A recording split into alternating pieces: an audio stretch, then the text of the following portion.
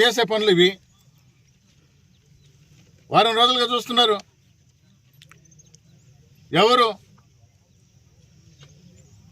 మాటకు మాట, రాజకీయాల్లో మాటకు మాట ఉంటుంది. ఎవరు తక్కువ మాట అన్నారు, ఎవరు ఎక్కువ మాట అన్నారు, ఏది రైట్ ఏది రాంగ్ పక్కన పెడదాం.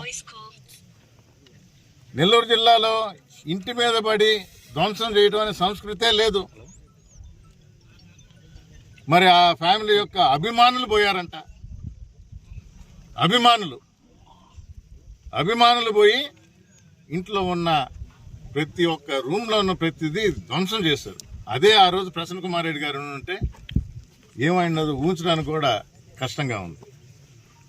వారు అమ్మగారు ఉన్నారు, చెప్తున్నారు, అభయ గుర్తుందా, మీ నాయన మా ఆయన నల్లపురెడ్డి శ్రీనివాసరెడ్డి, నేదురుమల్లి జనార్దన్ రెడ్డి ఎన్నో విషయాల్లో విభేదించుకున్నారు, మాట్లాడుకున్నారు.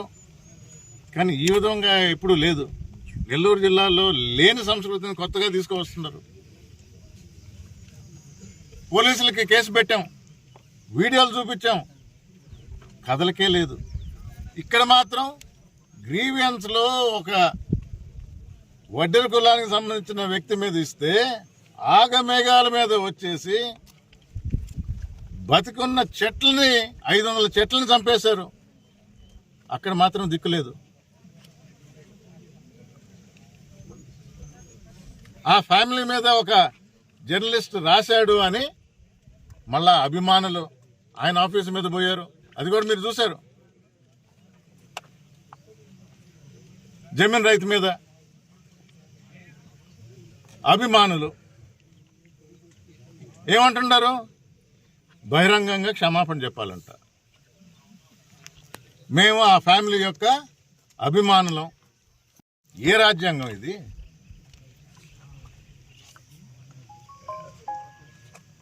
ప్రతి ఒక్కరూ మూల్యం చెల్లించుకోక తప్పదు. కానీ నేను మొదటి నుంచి కోరుకునేది ఆఫీసర్లుగా ఉన్న వాళ్ళు కానీ పోలీసులు కానీ మీరు ప్రజల కోసం ఉండారు, ప్రజల తరఫున పనిచేస్తున్నారు, వారికి అన్యాయం చేయొద్దు. పొలిటికల్గా మీకుంటాయి ఇబ్బందులు. నేను ఇప్పుడు చెప్తుంటా, అధికారం ఉన్న పార్టీ తరఫున ఉన్న వ్యక్తులకి 4 ఎక్కువ పనులు చేసుకోండి, కానీ ప్రతిపక్షంలో ఉన్నవారు కానీ ప్రజలకు కానీ ఇబ్బంది పెట్టద్దు. వారి తరఫున వైఎస్ఆర్ కాంగ్రెస్ పార్టీ పోరాడుతుంది.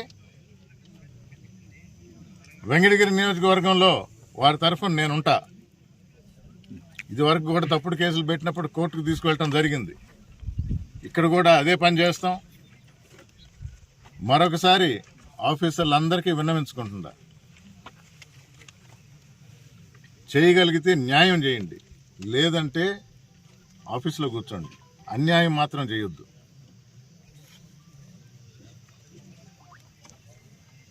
రేపు దీనికి తగిన మూల్యం మీరు చెల్లించుకోవాల్సి వస్తుంది. 200 మంది పోలీసులు తీసుకువచ్చారంట. దేనికండి? గవర్నమెంట్ భూమి అన్నప్పుడు స్వాధీనం చేసుకోవట్టారు.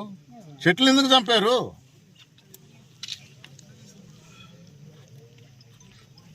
రైతన్నలో ఉసురు పోసుకుంటుంది ఈ ప్రభుత్వం.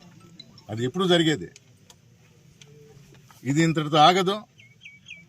ఈ పోరాటంలో మేము వైఎస్ఆర్ కాంగ్రెస్ పార్టీ, మరి ముఖ్యంగా నేను వెంకటగిరి నియోజకవర్గ ఇన్ఛార్జిగా ఈ ప్రజల తరఫున ఉంటానని మాటిస్తూ